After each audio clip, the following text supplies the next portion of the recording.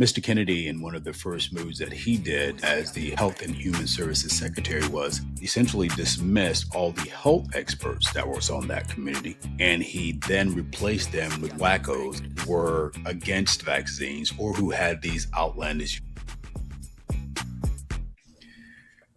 Hello, and welcome to another episode of I Take Your Point podcast. I am John Dunson, joined today by the person who is always in a foul mood, Miss Lynn. How are you doing today? Doing well, John. How are you? I am always better than I deserve. Your hair, it looks actually fashionable today. When you lay your hair down in the front, what do you call that? Combing? Well, yeah, you combed it, so there you go. That's an improvement. We'll take that. A trip tomorrow, and I always think that I'm going to have a meet cute in the airport. I always think that. A meet cute. I have no idea what that is. What is Well, that? I'm going to meet someone, and it's going to be cute. Thus far, I've only had the meet part, and it literally wasn't cute. Apparently, I have this invisible scarlet letter on my chest that's only detectable by a wedding ring that's a decodable wedding ring, I think, because I'm not interested in your sister wives nonsense, Caligula. Move, hon. Wow. Okay, so hopefully you'll meet some cute meat, is what you call it. I have no need to know what a meet cute is. So, Yeah, you don't need to know what a meet cute is. I need to know what a meet cute is. Let's lift her up and hope that she meets some cute meat in the airport.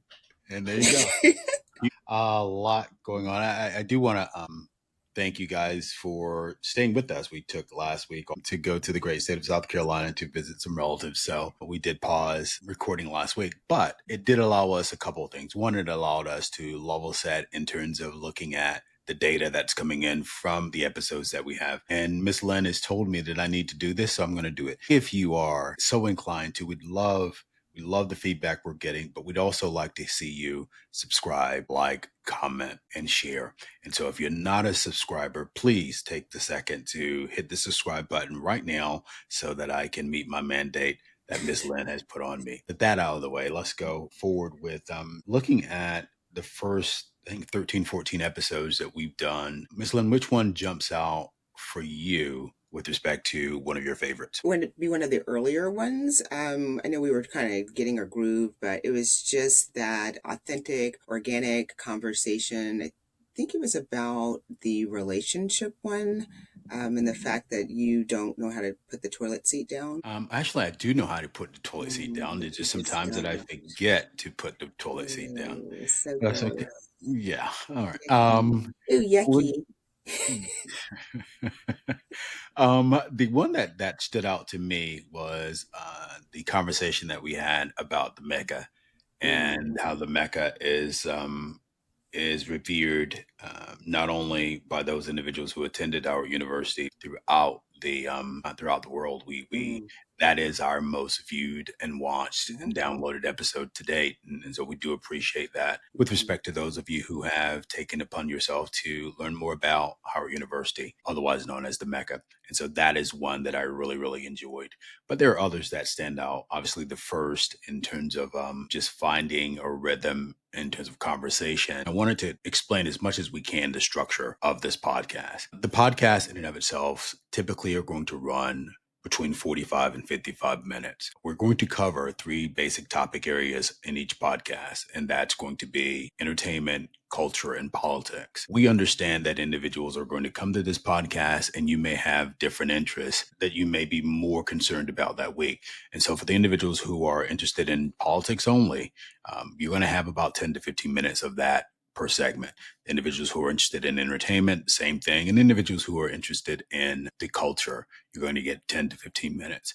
One of the things that we've started doing, I think we started it with the second episode, is we now release segments of each of the main episodes, and those are released throughout the week. And so if you are only inclined to be interested in politics, we have the politics segment that is now available to you.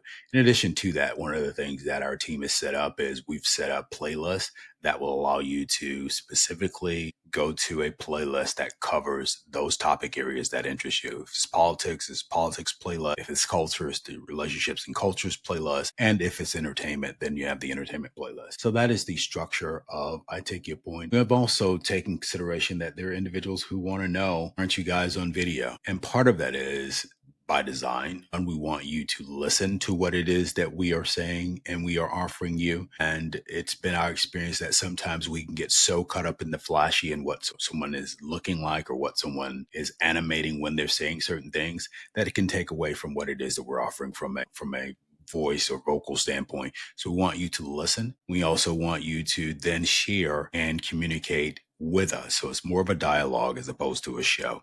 And so with that, there are a couple of things that jumped out to me this week, Ms. Lynn, and I want to get your take on them. One is you have Robert F. Kennedy Jr., who is the head of Health and Human Services. And I think anyone who has watched this man over the course of the last couple of years understands that he is out there in terms of his thought process. He's out there in terms of some of the things that he believes with respect to medicine and vaccines. And so we're not surprised that as he has taken over Health and Human Services, we're seeing a lot of vitriol geared toward vaccines. We're seeing an exodus of individuals who are subject matter experts leaving HHS, or we're seeing individuals who are being fired with respect to Mr. Kennedy and what it is that he is trying to do with HHS. As we look at what it is that this administration is doing, the thing that jumps out to me is the hidden risk of RFK Jr.'s plan and what that could do with respect to not only safety in terms of medicine, but more importantly, how it impacts the culture. The first thing that jumped out was there's this advisory group called the Advisory Committee on Immunization Practices, or ACIP. And this was established roughly about 60 years ago. And what that is health experts across the United States who provide information and evidence on vaccines and their safety, effectiveness, and cost.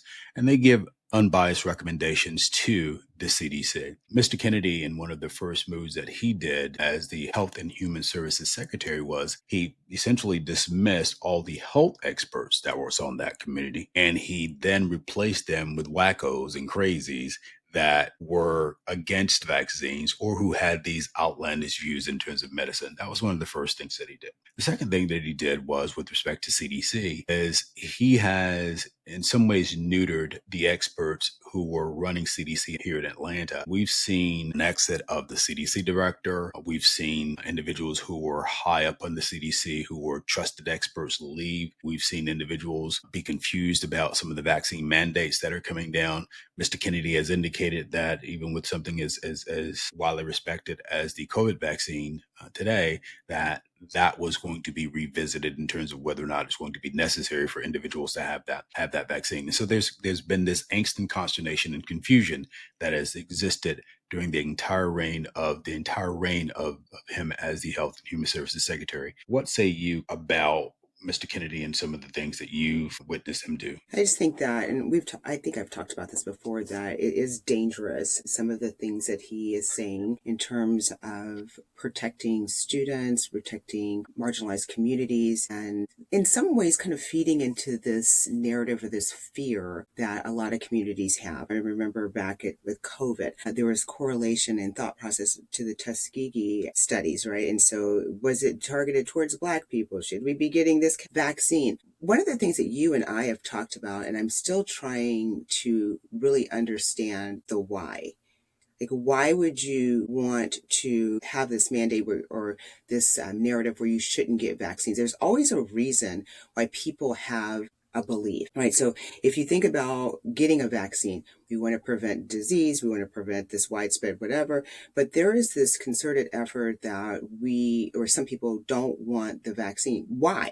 I still don't know why. You and I have had discussions about vaccines and the COVID vaccine specifically. I won't put words in your mouth in terms of some of the angst and consternation that I know that you had with aspects of it. I will address the Tuskegee incident. Black folk traditionally have taken the approach that sometimes when some things are developed for the masses, we can be seen as a guinea pig. And the Tuskegee experiment was one of those where you had, for those that are not familiar with it, you had a subset of Black men that were infected with syphilis to see the impact of that on the human body. And for years, decades even, these individuals were used as guinea pigs to see what would happen with respect to having this disease when there was a cure for the disease at the ready. And that cure was not then given to the individuals who were experimented on. So Black people traditionally have this love-hate relationship with medicine and with respect to clinical trials and with respect to new solutions that are coming down the pipe. Now, to the degree that what we see now in medicine is when we see studies with respect to vaccinations or with respect to new treatments that are coming out, what we don't have is an underrepresentation of Black folk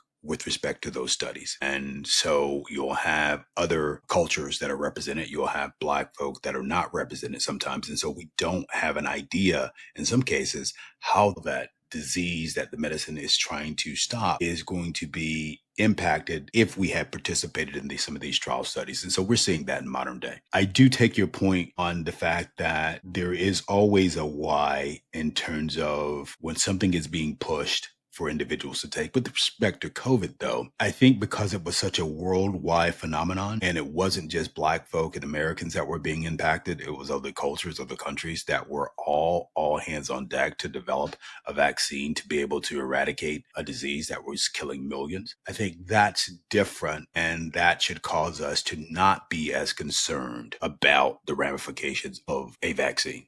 And I Because understand. I take your everyone, point on that. It wasn't just Tuskegee. You can think about some of the things that were happening in the different wars and how they were testing different chemical reactions or chemical weapons. And unfortunately, Black people were tested on because there's this narrative that we have a different reaction to pain or we react differently. So it wasn't just that one isolated incident. There were several incidents that people can go back to. Now, one thing that you can say about me, and I readily admit this, is that I'm not a traditional medicine taker. I just don't. If I have a headache, then I will look for alternatives than taking a Tylenol or an Excedrin or whatever. I just typically don't take medicine. It was really hard for me to, even think about putting my son on medicine. I traditionally don't, and I am also a questioner of things. I'm not a conspiracy theorist. I'm not an anti-vaxxer. I'm not any of those things. But I do ask a lot of questions because I'm not just one person that says, "Oh, I have a pain. I go to the doctor," which I rarely do. I know that is bad too. And they were like, "Take this pill." Well, what does this pill do? So I ask a lot of questions because I want to know the throughput. I don't know what these long-term effects are, so I'm not putting or introducing some man-made chemical into my body unless I can have more information. And I am not the type of person that will traditionally look at one headline or talk to one person or one group of people and then make my decision. I will talk to people that are against it, people that are for it, and then try and come up with my own opinion. I'm just not I don't follow like that. I've never done that in my life, and I'm definitely not going to do it with introducing any man-made anything into my body. well, let me ask you this. You brush your teeth, correct? And you brush your teeth with toothpaste. And that As long toothpaste contains fluoride. Mhm. Okay. You're introducing fluoride in terms of your How long body. has fluoride been around, John? It's Before I been, was born. but so was the vaccines with respect to eradication of polio, with measles and things of that sort. All of those things were before you were born. Right. So, And so I will tell you this. And so I don't know if I mentioned this before, but I did struggle with getting my second son vaccinated. and why is I did that? struggle with that because my older son was diagnosed with autism. And so there was this whole thing that there was this correlation between vaccines and autism. And as a new parent that was involved and very deliberate and intentional about being a parent, I was obviously concerned. I was very scared. There was also a lot of guilt, right? He had his vaccines and then he was diagnosed with autism. And you, as a parent, you have a lot of emotions that go through and you're like, did I do something? So this is something that you and I, John, have talked about. I'm just going to go ahead and say it. The boys are 15 months apart. And it's because I did hear the doctor say if you were nursing, you couldn't get pregnant again. I mean, I did hear that. They came really quickly. So when the second was born and we had to get his vaccines, I was scared. I was scared that I had done something or introduced something to the oldest one that could be preventable with the second one. So there's a lot of But societal and pressure, a lot of emotional manipulation. I did have an amazing, wonderful pediatrician. And he was like, first he was like, okay, there's no correlation. There's nothing there, but he knows who I am. And so he's the type of person that gave me his personal number. And so if I came across an article and I'm like, well, I saw this, let me read it and I'll get back to you. He was a wonderful pediatrician. What we did come up with is so that he could address my concerns and also get my son vaccinated is we staggered the vaccines. The second one doesn't have the same journey as the first one, but still you try and understand the why when you get a diagnosis that's unexpected, and when you're hearing out in the media and in society that there's a correlation between vaccines and potential autism, you're like, oh my god, that's it. And so you make strategic decisions based on that. Like I said, there's a lot of emotional manipulation, especially in the entire field of autism. We're not going to get into it, but that's a financial racket in my opinion. And the people in those fields will exploit the feelings of parents. And so you go down this whole journey. Anyway, long story short is that I was concerned about the vaccines. Even though the vaccines had been out for years, decades before I was born, I took the vaccines. I didn't have a problem. But when you become a parent and you introduce a different element, you have different concerns. And so I understand people that are hesitant and reluctant to do it because you are looking for answers. You want to know why. And I'm saying me, not you, but me, have that internal guilt. Like, what did I do when I knew I was so intentional before I had a baby? Yeah, thanks for sharing that and your journey in terms of autism. And we want to be clear: there's no correlation between vaccines and autism. That was something that came out a couple decades ago, and a And rumor. he's 20. And so it was during that time, as my pediatrician said, please get off the internet immediately. Stop Googling stuff, that I wanted to know everything. And so, yes, it was during that time. There hasn't been any proven correlation. But again, as a parent, you want to have the best for your child and the best intentions. And if there's something that you can do that's preventable, you explore that. I do believe, like I said, the second one got the vaccines. We staggered them, different journey altogether. You just never know. Again, I take your point and appreciate you sharing that. You think about the vaccinations that are going on and why vaccines exist and the impact, the Tuskegee experiment and other things that Black folk traditionally have been used as guinea pigs. Even the field of gynecology was started because there was experimentation on Black women, and the fertility of Black women. That entire field was based on Black folk being used as guinea pigs. The part that bothers me most with the RFK Jr. thing is, and you and I talked about this, and we've always advocated for this, and you said, instead of us being on the front line, send Chad and Abby on the front line. We both know that with respect to vaccines, Black folk and poor brown folk are going to be the ones that are going to be most impacted, because we're going to be the ones that are going to have to deal with the inequality of healthcare costs and inequality of healthcare providers, should it be determined that these vaccines are actually lifesavers, as they are, and they are essential for individuals to lead a healthy life. And so my concern is that when you start throwing all this stuff out there, individuals who have money, individuals who have the means, are always going to have health care and always going to have healthcare services provided to them. It's going to be folks who are in these lower incomes or in these communities of color that are disproportionately impacted by this. And that's why what it is that this individual is doing is so dangerous, in my opinion, because he is playing with people's lives and making decisions that are going to impact not only what it is that white suburban kids are doing, but more importantly, Black or non-poor and black and brown kids are impacted with day in and day out. And we're seeing it in the state of Florida, where they've now decided that they're going to be trying to do away with all vaccines for kids entering the school system. And I'm like, if you're a parent of a young child in the state of Florida, you may want to think about whether or not this is a state that you want to raise your kids in, because you have kids who are not getting any vaccines going to public education. And, these guys are like a petri dish of just all kinds of stuff, diseases that they can obviously unleash. And so you have so much that's tied into the decisions about these individuals, adults who should know better. And maybe I wouldn't have a big of an issue with it if RFK Jr. was a scientist and or a doctor, but he is none of those things. He's a quacko who's a sicko who's been placed in a position that's impacting the lives of folk. And for that, it's an unforgivable. I don't wish ill on anyone, but this is an individual who is incompetent beyond all incompetence. And the person who put him there is just as incompetent for putting him there. You feel for the individuals who are having to deal with some of the fallout for what it is that he is doing. That said, another thing that I thought about with respect to the RFK Jr. vaccines angle was Gen Z and how it is that Gen Z, and you know how I feel about them. I know you're a huge advocate for them. I think they're a bunch of little lazies.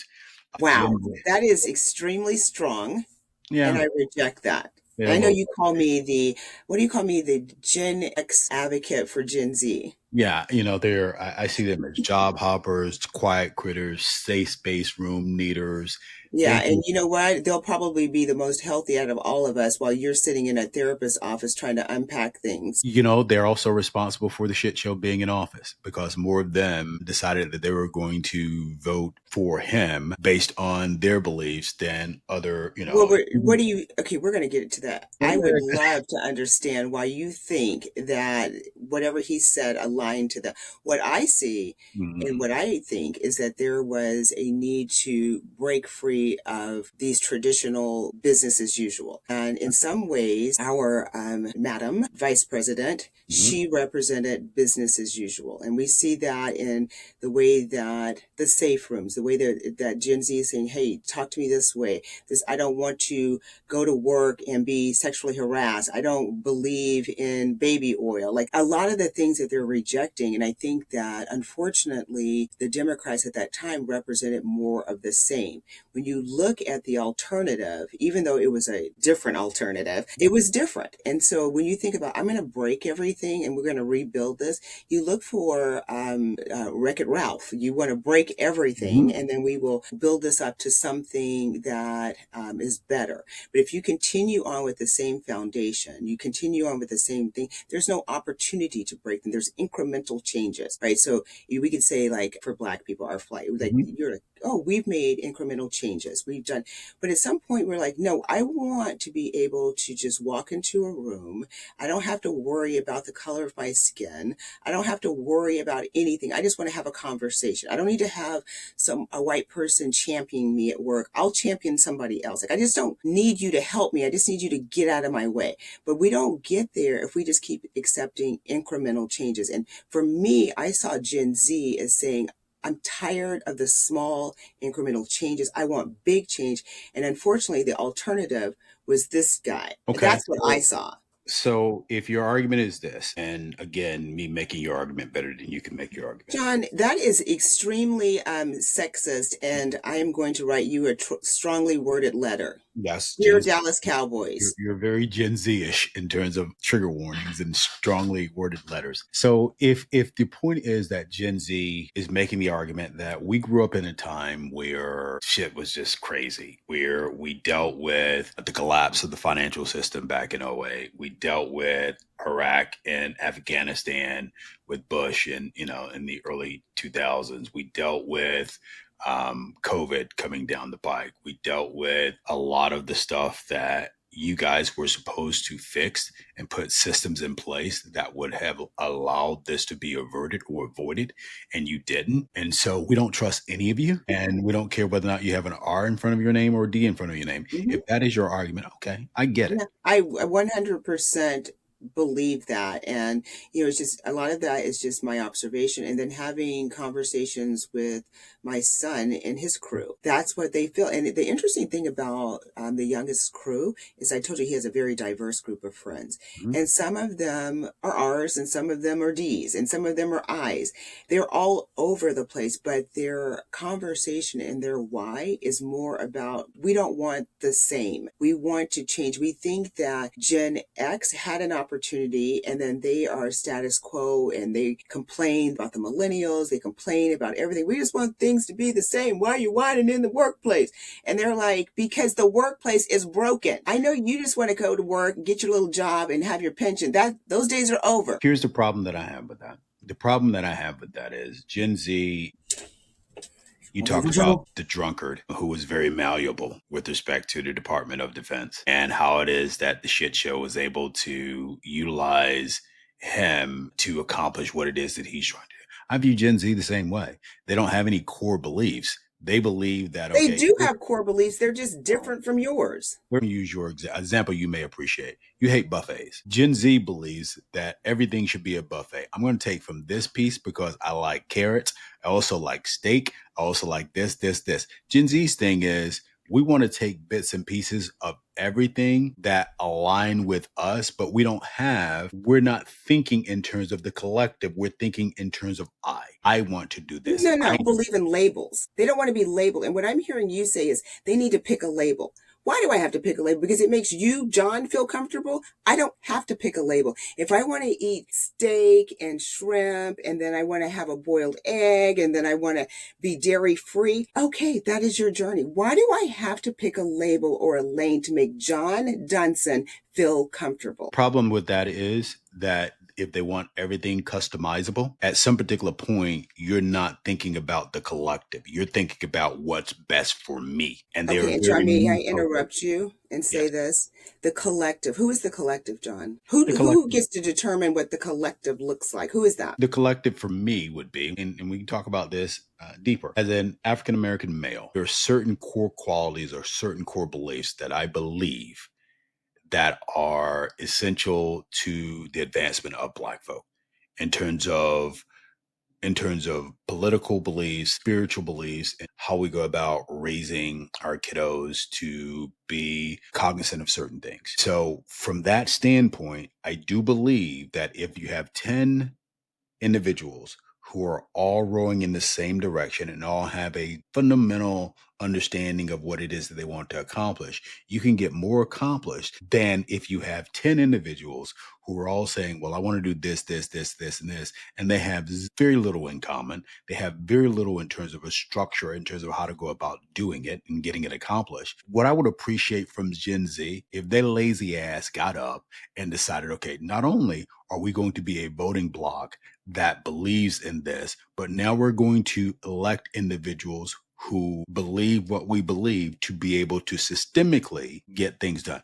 I understand that you want to break something, but breaking shit just for the sake of breaking shit is what we call anarchy. What are you But going to John, replace it who with? said they were breaking shit to break shit? So I'm Well, going to challenge you clearly, on this. clearly If they help. everyone were to be sheep, is what I'm hearing to you, they're going to be sheep and they're going to follow this collective, which I don't know who this collective is. I promise you, babe, it's not going to be you. You're Black. It ain't you. You ain't making the rules. But if you think you are, you keep charting your course, dude. It's not you. So if they say, I want to break things and I am going to allow people to have individual thought, which is great in my opinion, because without individual thought, there's no growth. Everybody's working towards A. Boop, boop, boop, boop, boop. We're walking over here to A. If somebody decides, you know what, I'm going to do B, what if B is the thing that is going to create opportunity? Is going to have immense growth. I don't believe in this collective. We just chart our course to whoever this collective is. Again, not John, not Black John. It's not you. I know you think that you are, which cracks me up because as Black as you are, you can really be white sometimes. You've got a lot of white thought. Or it could be that you just haven't, again, been exposed to the talented 10. There are talented 10 out there that believe in growth, that believe in innovation. You are a white man in a Black body. Okay, I reject that. Check whatever you want to, just like a white man, just like the white people rejecting the truth. You're just Okay, proving my point. let's say this here. I can say that there is a slight difference between, and I'm going to pull back on something I said because I think I was a little harsh here. I do have more love for Gen Z than I do millennials. I believe millennials are extremely lazy. I think They're Gen not. Z, I don't understand this they're lazy. narrative that they're late. Just because they don't do things the way you want to, doesn't mean that they have to have a label that's negative. And the interesting thing is that you look at millennials and you look at Gen Z. A lot of the things that they were asking for in the workplace actually benefited Black people. That's the funny part. Okay, I can say that yes, that the tradition of work-life balance is something that I do believe that they were strongly in favor of and pushing for. The healthcare issue and access to healthcare, I believe, benefits everyone. I think when you think about climate They change, not grabbing me by my vagina also helps everyone. of course, when you talk about that aspect, when you talk about, climate change and understanding how climate change will impact not only what we do today, but future generations, I think that's important. All of that is championed by Gen Z and millennials. The problem is they then, when it comes times to vote, they then vote for an administration who is opposed to virtually all of that. An individual who was grabbing individuals by the hoo-ha, an individual who didn't believe that climate change existed, an individual who couldn't care less whether or not these individuals received health care because he has someone who's in HHS who is taking health care and access away from them, an individual who doesn't believe that women have the right to choose. So it's like you do all that to break shit that ends up damaging you and hurting you more than it does helping you because Democrat says something that may have hurt your feelings. Come Well, on. I blame Democrats for that. I blame Democrats for all of this. I blame the fact that you had X amount of time to stand someone up, to actually listen to millennials, to listen to Gen Z, and stop trying to do the exact same thing in the playbox. I already told you you're getting kicked in the face, but you continue to go out there with your little sandbox and your Lego toys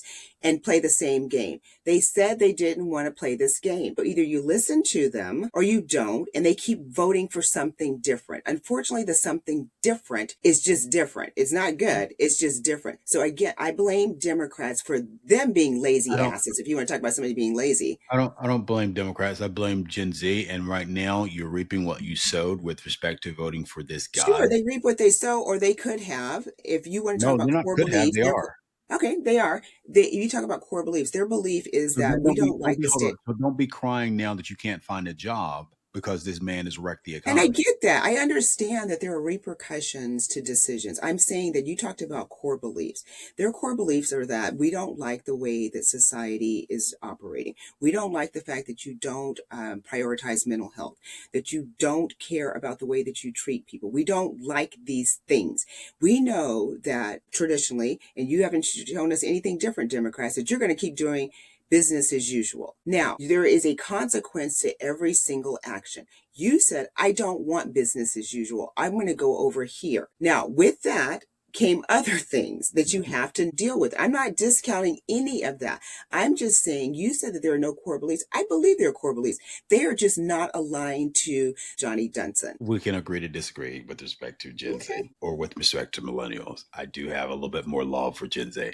Ironically, I have a son who is a millennial and a daughter who is Gen Z, and I can see the differences in how it is that they navigate life and make decisions. The generation that I am excited about, man, is Generation Alpha. And that generation and what it is that they're doing and how it is that they're going about their business and the excitement that we did have for Gen Z at one particular point, I think is being now pushed over to Gen Alpha. And I want to piggyback on the conversation that we had last recording when you were educating me on Star Wars versus Star Trek, and none of it makes sense. And I don't really care about either one of them, but about how it is that Disney was having an issue getting Gen Z in the movie theaters. What we're seeing with respect to entertainment and Gen Alpha is that Gen Alpha is doing something very innovative in terms of making certain that entertainment industries are using gaming and the things that Gen Alpha is excited about as a means to get them excited about vehicles that are coming down the pike.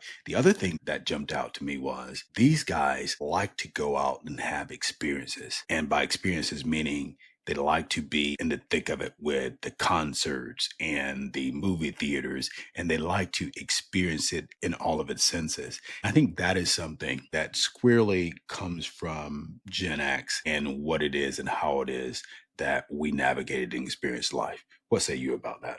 I'm a little confused about the first part when you were saying that they are now asking movie theaters, and this is what I heard, movie theaters to do movies based on video games. Is that what you said? Video games like Because Roblox. that has been going on. You crack me up with this Roblox. My kids were playing Roblox 20 years ago, but I know for you it's new. Here's the thing, that's been going on forever. How do you think Laura Croft came about, Tomb Raider? Like, that was like in the 90s. Street That's Fighter. Gen X. That's Gen X. And I just said, if you clean that wax out of your ears, that Gen Alpha got that from Gen X, right? Maybe. Maybe No, they no, no, did. maybe, maybe. I think that for Gen Z, because they grew up in COVID, a lot of their interactions were online. And I think that for Gen X that have influence with Gen Alpha, that there's this shift. Like we want to get out, we want to engage. We saw what happened with Gen Z and taking everything online. There was a break in social communication and how we're communicating, and they definitely wanted to course correct. And I think that you're seeing that with Gen Alpha, that there's more engagement, there's more intentionality of getting out and doing things where you're connecting with people, because we collectively saw that it wasn't that great for our kids to spend 2 years online without any physical connection and interaction. And not just for them, but for us, right? We didn't have that interaction except for with the same people. And we'll talk about the divorce and that, like, oh my god, you're still here. So I think that you're just seeing that shift, and that I think that always happens generation to generation. If there's a major event that happens, that it's going to shift how people interact and what people are doing, and you're seeing that with Gen Alpha. If you think about Greatest Generation and how it is that the Greatest Generation laid the foundation for a lot of what it is that we're seeing with respect to society, and making certain that society as a whole had foundation in place to be able to do the things that allowed individuals to go to college, to get a mortgage, to sustain and develop financial freedom. Then you had baby boomers who are considered the most selfish generations that God has ever created. That then led to Gen X, who in some ways is an offshoot of the greatest generation, right? And then you have the what I would consider the kids of the selfish generation, baby boomers, those being millennials. So you have selfish in terms of baby boomers, selfish in terms of Gen Z, or me-centric, I should say, in terms of Gen Z and millennials. And now you have Gen Alpha, who are the kids of the Gen X's. And it's very interesting to me to see that cycle and how it is that those generations are building upon the foundations that may have been led by either their parents or influential grandparents. The other thing that stood out with respect to the entertainment aspect was there's this thing that AMC has put out called the AMC A list. And as much as I don't like aspects of Gen Z, apparently they're using this as a way to hook up with individuals. And so if you get an AMC A-list designation, then that is your way of showing that you probably have some type of bona fides that will allow you to be a good catch. And it looks like something that you would be interested in, because again, you think like a And I Gen Z. don't care about status like that. I don't. That would be something you would be interested in. I don't care about external validation. I never have. That's you. Well, you would have on there, Lynn, I'm an AMC A-lister. Never. You could I ask don't. me. It's a miracle that I'm doing this podcast, because I like to be under the radar. That is hilarious. I would never do that. Again, you can't even see my scarlet letter unless you have a decodable wedding ring. Like, I don't wear that out and proud. Like, I don't do that. So no, that would not appeal to me. But you're a moviegoer. What is your favorite chain? I'm a Regal guy. AMC, Regal. What are the other ones? Cinemark, and I'm missing one. The other dine-in place. What is your movie theater chain of choice? We typically go to Cinemark. So actually, we saw 2 movies this week, and both of them are at Cinemark. And I like it because it's consistent. They're clean. I like the offerings that they have. Obviously, because I keep going there, I have points. It's easy to get the seats.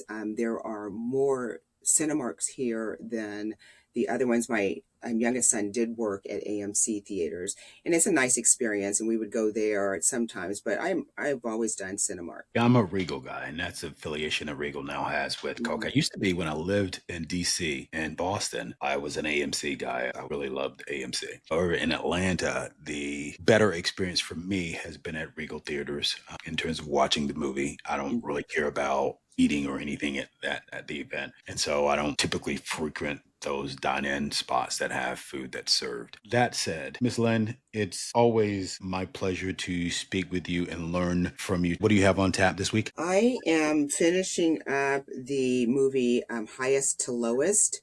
So I started it yesterday. It became stressful and disturbing, and so I had to stop. But I will finish that today. I think that Denzel is a amazing, talented actor, and I love anything he's in. I was excited that Spike Lee had a new movie out. I know that you got to see Denzel when you went on a little family holiday in person, but he's just amazing. He's great, and I can't wait to finish that movie. And Yeah, I'm I did. traveling. Obviously, I'll be in Tennessee this week. Yeah, I did have the opportunity to see Denzel on Broadway. He and Jake Gyllenhaal. I thought Denzel was good. I thought Jake Gyllenhaal was great. I saw Highest to Lowest in theaters, and it came out. I'm a big proponent in seeing a movie in theaters when it comes out. I thought it was a good movie, typical Spike Lee, very New York centered. I thought Denzel gave a good performance. I thought there were some things that I would have liked to have seen done differently. I thought Jeffrey Wright was underutilized. He's a great actor. I thought that ASAP Rocky did an outstanding job in terms of his first performance. I thought all in all, it was a good movie. I was disappointed, but now COVID has changed how it is that movies are delivered. Movies that are traditionally in movie theaters 6 to 8 weeks in terms of a run are now given 3 to 4 weeks in terms of a run. So if you are not inclined to go see the movie when it comes out, then wait 4 weeks and it's going to be on a streaming service. In this particular case, Apple TV. My hope is that it does great numbers for Apple TV. I hope it's not the last vehicle we'll see between Spike Lee and Denzel Washington. They've done 5. Quick Denzel Washington story in terms of meeting him 30 years ago. I was in Boston, living in Boston at the time, and I went to see a friend perform a jazz performance in the city of New York. And I was standing in the back of this club, and the gentleman came in and stood next to me, and I did a double take. And then another gentleman came and stood on the other side of me, and I did a double take. And those two gentlemen who came in to stand next to me were none other than Mr. Denzel Washington on my left and Mr. Sean Carter on my right. Denzel had this afro and he looked very different. So I didn't know who he was until I did that double take. But he was apparently in New York at that time filming He Got Game. And so that is my quick story on how I met Denzel Washington 30 years ago and did not introduce myself. And who knows, I could have gotten a part in one of his next movies because I'm such a talented thespian. You have nothing to say to that. Those were the crickets. All right, guys, thank you as always for spending time with us. We know you could be doing anything with your day. We're glad that you're spending some time with us. As always, make some time to do something nice for yourself this week. And while you're at it, make some time to do something nice for someone else. Until next time, we'll talk to you. Thanks for tuning in to another lively conversation on I Take Your Point. This podcast is a production of the SME LLC Media Group. All rights reserved. If you are enjoying the show, hit the subscribe button in the top right corner. And don't forget to like, share, comment, and check out past episodes. Until next time, take care and be well.